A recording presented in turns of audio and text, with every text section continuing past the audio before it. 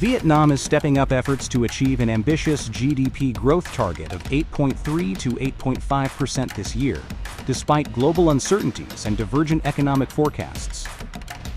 Authorities are focusing on boosting traditional growth drivers such as investment, consumption, and exports, while implementing a broad array of policy measures to maintain economic momentum.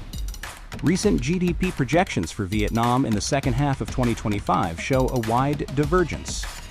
The Asian Development Bank and the Standard Chartered have revised their forecasts downward to 6.3% and 6.1%, respectively, citing external risks, particularly from rising trade tensions and new U.S. tariff policies scheduled to take effect on August 1st. In contrast, several financial institutions remain upbeat.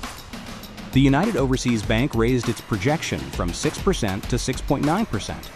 Citigroup revised its forecast from 6.6% to 7%, and Maybank increased its projection to 7.3%. Meanwhile, the BIDV Research Group anticipated the country's growth could reach 7.5 to 7.7% in a base scenario, and as high as 7.8 to 8.1% under an optimistic scenario.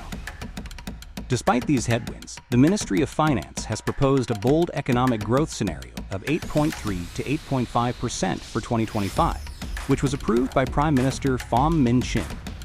To support this effort, the government plans to leverage traditional economic engines.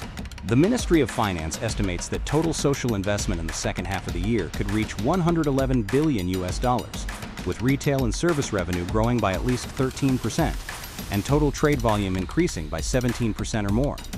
Prime Minister Chin has stressed that the growth target is not impossible and must be pursued decisively. Key policy directions include accelerating public investment disbursement, mobilizing social investment, stimulating domestic consumption, and negotiating trade agreements, particularly with the U.S., to ease export pressures. To stimulate domestic demand, fiscal policy is being loosened. The Ministry of Finance is implementing tax relief measures, including a 2% VAT cut and a proposal to increase personal income tax deductions.